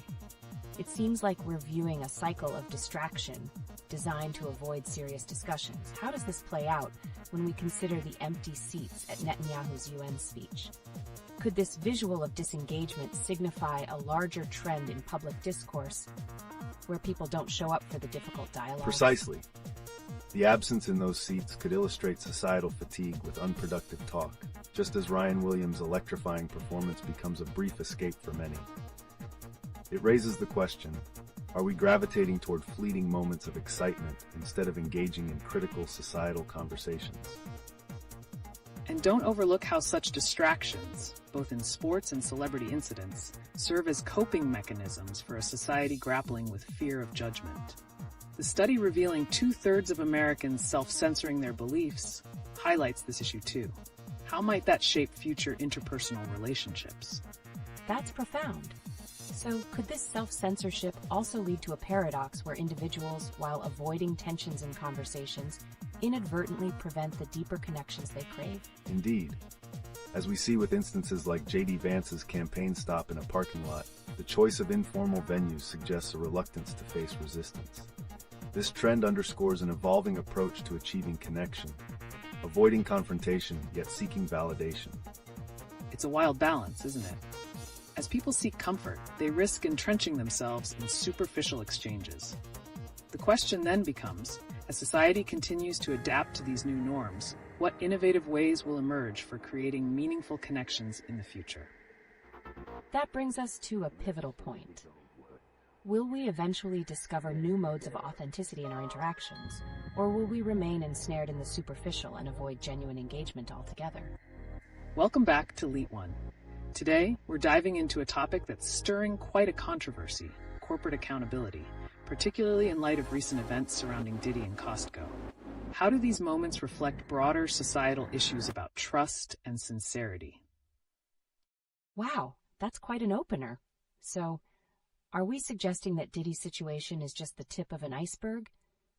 Could this lead to a conversation on how celebrity scandals expose deeper fractures in corporate ethics? Absolutely. Diddy's incident provides an opportunity to examine how corporations often prioritize profit over principles. The repercussions of such actions can ripple through society, affecting how individuals perceive authenticity, both in brands and personal relationships. And it's fascinating to consider the psychological toll this can take. As women rapidly lose interest after dates, is it possible that they subconsciously equate this lack of depth to the performative nature seen in celebrity culture? That's an intriguing observation. Could it be that these rapid shifts in interest reflect a broader societal fatigue with superficial connections? Are people looking for something genuine in a world filled with distractions? Exactly. The correlation between these fleeting interests and the public's frustration with influential figures like Diddy highlights a growing skepticism. When leaders and celebrities fail in authentic engagement, it creates a sense of disillusionment that permeates personal interactions. Connecting that notion to the empty seats at Netanyahu's UN speech, could it be a visual representation of public apathy towards leadership? What does it say about our collective engagement when significant discussions go unheard? Fascinating. So we're looking at a landscape where societal resilience is tested. It's almost a challenge against the backdrop of disasters like Hurricane Helene, isn't it? How do such events emphasize our expectations of leadership amidst crises? Indeed. In times of turmoil, people are drawn to leaders who display genuine empathy and responsibility. When stars fall from grace, the result is not just a gap in the entertainment landscape, but a crisis in trust that spills into our everyday interactions. So in the end, are we collectively yearning for authenticity and accountability at all levels, celebrity, corporate, and personal?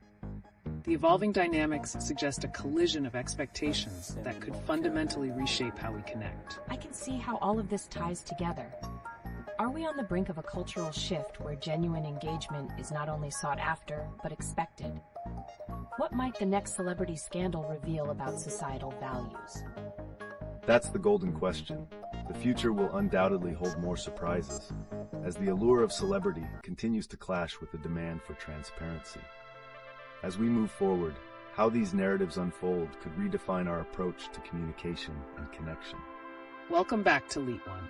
Today, we're pivoting towards some fascinating recent news that unpacks the undercurrents of our society, ranging from the fallout of Diddy's situation with Costco to the societal implications of consumerism and personal relationships. Wow. So, how does Diddy's incident really lay the groundwork for discussing corporate greed? Is there a broader lesson here about how celebrity culture influences our everyday experiences? Absolutely. The public outcry over Diddy's actions directly parallels lingering frustrations against corporations that prioritize profits over meaningful connections. This dynamic serves as a wake-up call, urging society to demand authenticity from both celebrities and corporations alike. Speaking of authenticity, let's also draw attention to the empty seats at Netanyahu's UN speech. Could these empty chairs symbolize a collective apathy towards leadership? What can they tell us about our willingness to engage in challenging dialogues? That's a striking comparison. If societal engagement is diminishing at such significant events, what might that suggest about our general reluctance to have tough conversations, especially in the wake of disasters like Hurricane Helene? Right, the aftermath of such events illustrates how public interest can wane, leading to a detachment from crucial issues. This disconnect can create a landscape where superficial interactions replace those necessary for deeper societal scrutiny. And what of our personal lives? The quick loss of interest women often express after promising dates seems tied to this phenomenon as well. Are these emotional resistances influencing relationship dynamics in a direct response to the prevalent superficiality? That's a great point. So as society seeks depth, yet finds itself entrenched in superficial exchanges, could we be witnessing a fundamental shift in how we approach relationships? How might this manifest in dating culture going forward? It's highly possible.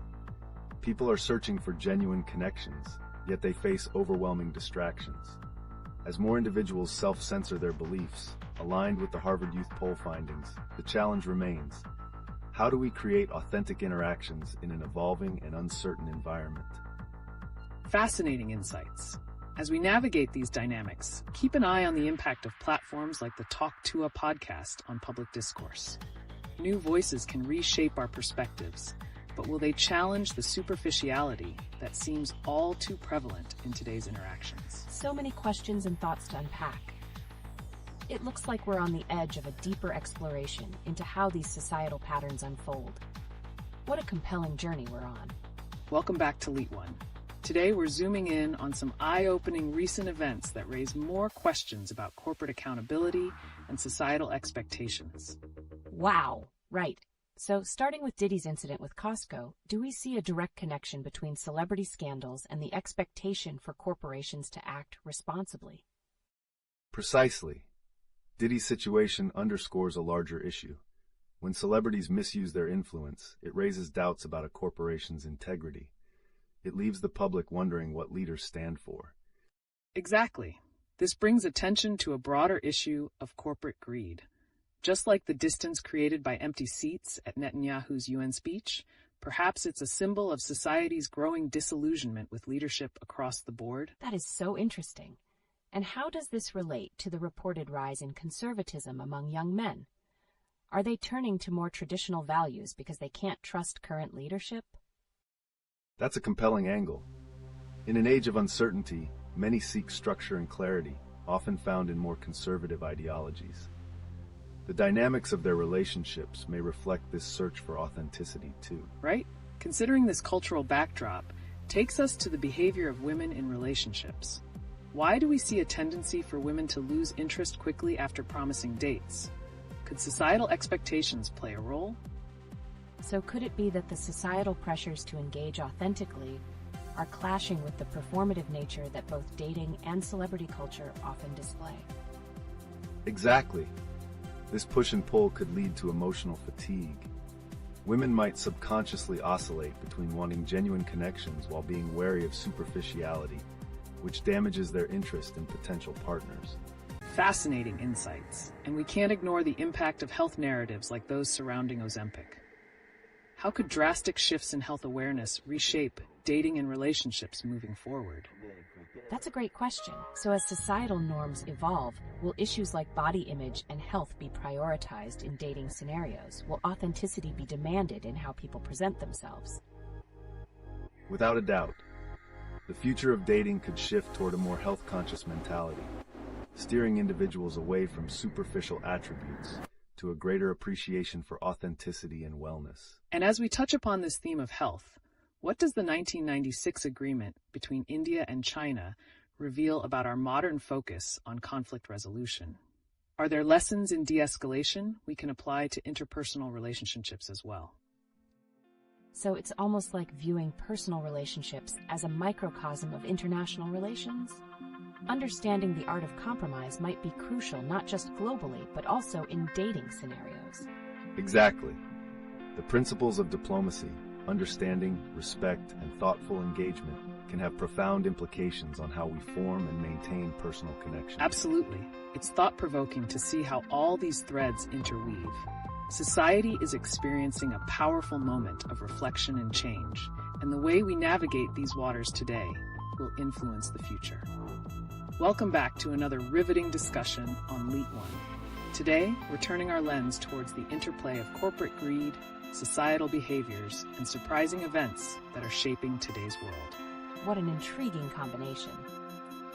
So let's kick things off with Diddy and Costco. How does corporate accountability find its way into personal interactions and even broader societal issues? This situation with Diddy exemplifies how the conduct of public figures and corporations affects public perception.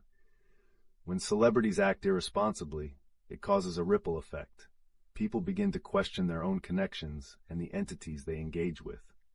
Absolutely. And the conversation about corporate greed brings to mind the empty seats at Netanyahu's UN speech. Could this apathy be reflective of a larger disillusionment with our leaders and institutions? That's a great point. Are we witnessing a collective frustration where people feel detached from leadership, prompting them to reassess their personal relationships too? It's possible. The phenomenon of women losing interest quickly after promising dates might very well stem from broader issues of trust and authenticity found in this cultural environment of skepticism. Precisely. And with the rising conservatism among young men, could it be that traditional values are gaining traction in the dating landscape, offering a counter-narrative to our increasingly superficial society? Wow, that's a fascinating angle. As young men turn to conservatism, are we seeing a shift in expectations for authentic connections as opposed to the fleeting ones often bred by celebrity culture? Definitely. This brings us to the role of media narratives and platforms. With the recent rise of podcasts like Talk Tua, people crave deeper conversations that challenge the surface-level engagements prevalent on social media. Right. So could it be that these new platforms are actually shaping our societal engagement, pushing for more authentic interactions instead of the quick, often hollow exchanges we've grown accustomed to? Speaking of authenticity, with the health impacts of Ozempic affecting societal norms, are we on the brink of a transformation, not just in body image, but in how individuals present themselves in romantic contexts? Indeed. As we see generics of Ozempic emerging in the future, the historical parallels with past health crises will force society to rethink its values, not just on health, but across personal relationships as well. It seems like we're on a precipice of change, with various forces at play. Whether through celebrity scandals or shifts in dating culture, each element feeds into a broader narrative that constantly shapes our society. Wow, each new thought raises even more questions. How do we navigate through these evolving dynamics in our daily lives? What should our focus be as we continue to adapt? Today we're facing the challenging question: how deeply intertwined are personal relationships with the dynamics of corporate accountability? With Diddy recently being called out by Costco, it's hard to ignore the implications this has on our personal interactions. That's so intriguing. Do we actually see a direct link between the behavior of celebrities and how individuals feel about their relationships? Does a bad reputation lead to doubt and mistrust in our personal lives? Absolutely. Each celebrity scandal, such as this one, sends shockwaves through society, prompting individuals to reevaluate their relationships and trust levels. It's a reflection of our times where personal and public accountability are blurred. And speaking of blurred lines, how do the societal expectations surrounding masculinity, especially with younger men leaning towards more conservative views, change the dating landscape? What a twist. Are these expectations driving men toward adopting traditional roles, possibly reflecting a desire for stability in an unstable world? Do they feel pressure to conform to these societal norms? Definitely. The recent mapping of men aged 18 to 24 revealing this rise in conservatism illustrates a yearning for structure. But how could this translate into their dating life? Could it lead to a more serious approach to relationships? That raises another question. Given that 2/3 of Americans feel they can't express their beliefs openly, how does this self-censorship affect dating and personal connections? Are we seeing more curated, less genuine interactions? Wow, that's a profound concern. If people fear judgment, could they be holding back their true selves, leading to connections that lack depth? Maybe this ultimately results in women losing interest after promising dates. Perhaps it's all tied together. Precisely. The void left by superficial connections can cause fatigue and disillusionment, prompting individuals to ultimately reconsider what they seek in relationships. The narrative continues to shift, and societal pressures play a crucial role in that. And let's not forget the impact of historical agreements, like the one between India and China. What can we learn from such dynamics? Is there a parallel to how we negotiate trust and understanding in our own relationships? That sounds like a rich metaphor.